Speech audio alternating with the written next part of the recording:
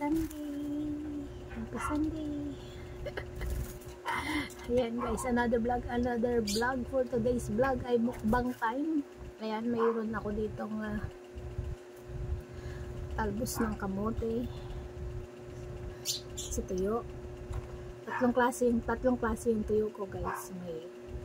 May tuyong ganito, may tuyong sapsap, at may tuyong dilis. At saka may isda dito na dorado yata to, dorado. Ayan, para sa ano yan, para kay Paula naman yan. So ito akin. Syempre may suka tayo, no? Lang guys, ayusin ko lang tong area natin. Mukbang time si madiskarte. Oh. Hindi nalamig. Sa ngayon ay araw ng linggo, December 7. December 7 ba? So, sama niya ako magmukbang. Hindi ko na to isawsaw sa toyo o bagoong kasi maalat na itong tuyo natin. Harap. Harap.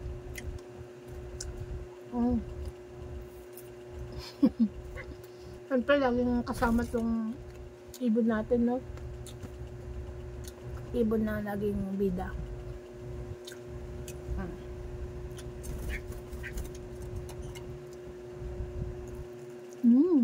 Harap. Dilis naman.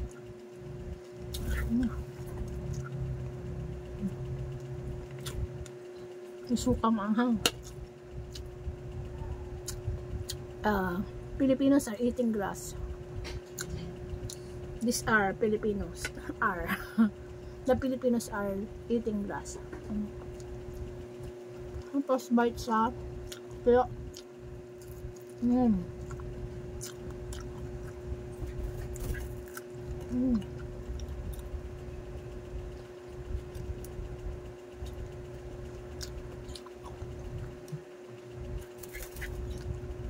Sap-sap.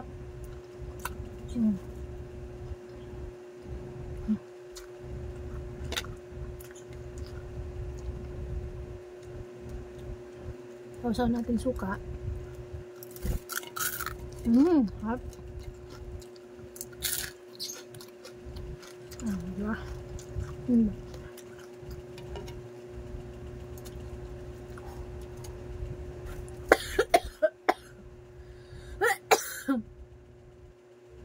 Hanghang. Nasamid ako sa suka.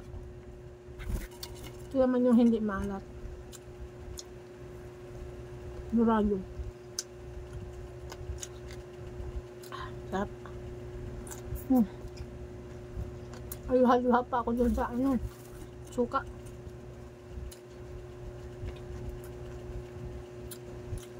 Kumusta kayo guys? Mukbang ulit.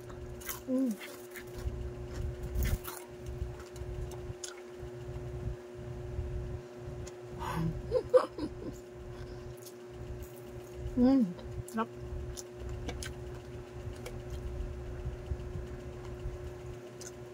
As dilis.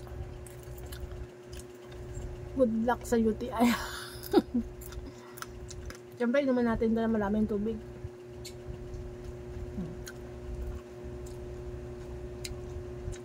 Harap. Harap talaga. Parang may kasalo na rin ako pag nagbablog eh.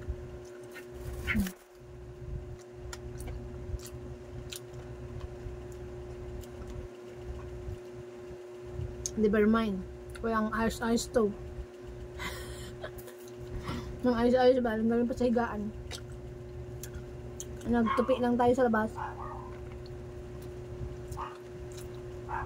Naglipit ng milabhan. Ito, nagutom. Alas 4 naman ako nag-agahan ng ano. May vlog ako dyan. Tapos ito na yung late lunch. Dinner na siguro itong merienda. Diba?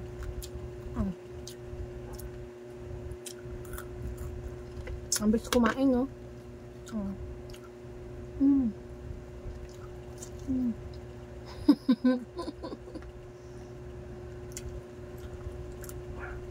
Balawurang kumain. Walang arte.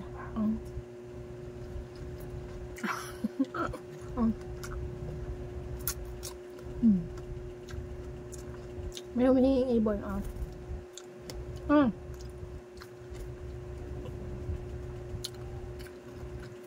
Wala ng kanin.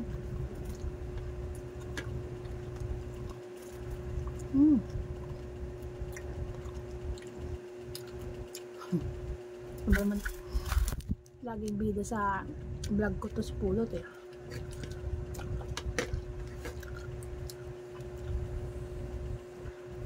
Last subo.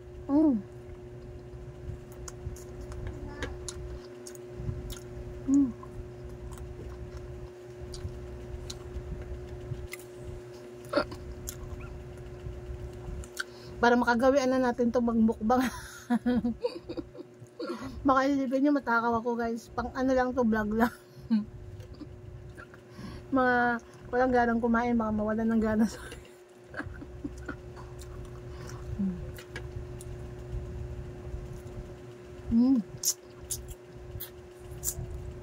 asim.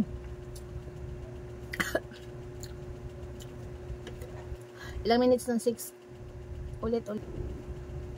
Merong Coke Zero dito. Dala si yung anak ko.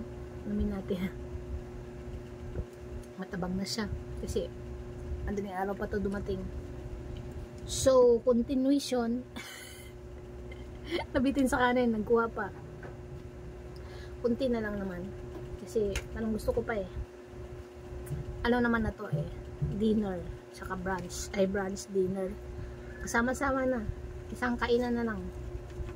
Merienda. Ayan. Parang nakakabitin naman kasi kumain. Kahit wala akong kasalo ko na kayo dito sa pagmumukbang.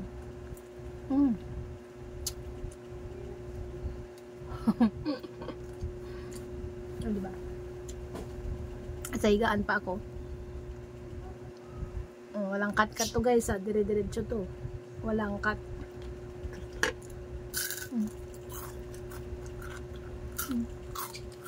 Ang sap ng sap-sap. Kailangan mo lang huyain mabuti. Kasi baka matinikan ka. Kunti na lang.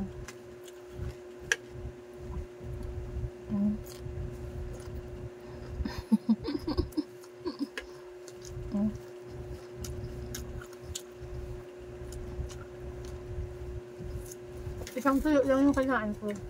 Kasi yun yung pinakamaalat doon. So,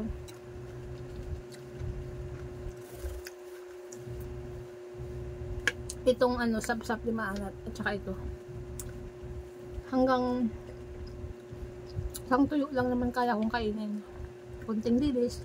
Alam niyo, maka-high blood.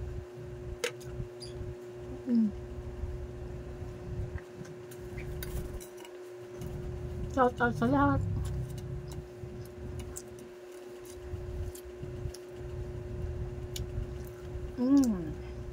Nag-enjoy ba kayo sa aking pagbumukbang? Dati ko na itong ginagawa guys, magmukbang. Kaya lang makamaumay na kayo sa aking kinakain. Laging ganito. Walang iba. Walang may pakitang iba na imumukbang. Hindi naman ako pwede sa mga matataba. Lechon, mga fried chicken, kaya mga ganun ba. Hipon, sugpo, alimango, hindi ako pwede dyan. Hindi ko pwede imukbang yan. Kaya ito na lang. At least may gulay pa din.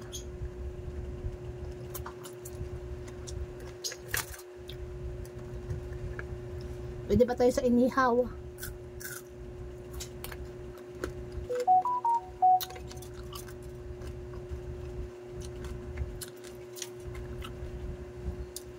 Siguro, nag-upload ako ng mukbang once a week.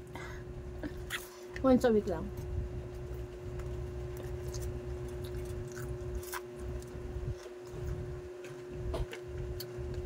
para mag-vlog kasi dito lang sa bahay, wala akong i-vlog na iba. Kung hindi, routine lang. Luto.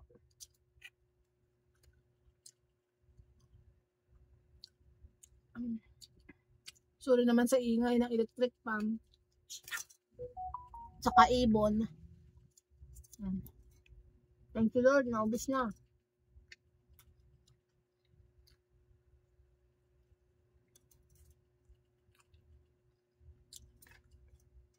At salamat sa panonood din. Hindi kayo magsawang manood sa video ni Madiskarte. At sa pagmumukha na Madiskarte. Hindi kayo magsawa, no? So this is it. Knockdown ang kanin at ulam. Knockdown siya. Kunti lang naman yun, guys. Walang dalawang cup yung kanin ko. Tapos isang pirasong tuyo. Kunting kurot na isda dito. Marami pa nga oh. Marami pa to. Hindi lang nabawas. Ilang pirasong dilis. Mas marami yung kamote.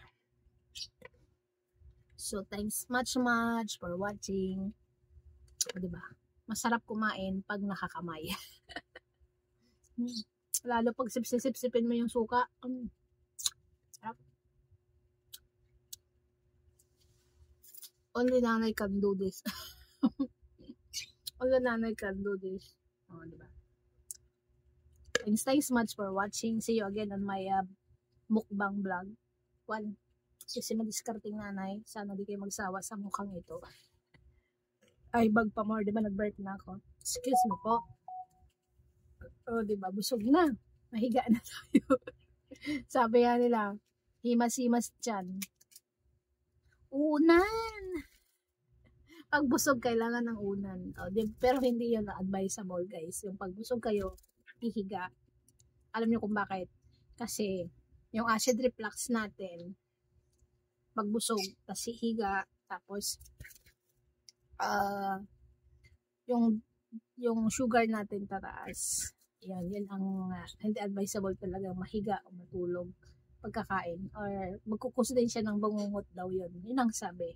Pero ang the truth is talagang yung acid natin aakyat at saka yung sugar. Tapos lalakian tiyan. Yun ang paglaki ng tummy natin ay dahil sa nakaupo tayo after kain. Himas-himas dyan, higa-higa, walang exercise. The best thing is, maglakad daw ng 30 minutes or tatayo ka. Huwag ka lang upo agad after eating para iwas laki tiyan. Yun ang maibabahagi nating tips. Sa dulo yung tips. So, maraming salamat sa panonood. May mukbang. Bye-bye. God bless. See you on my next one. 30 minutes video uncut. Bye.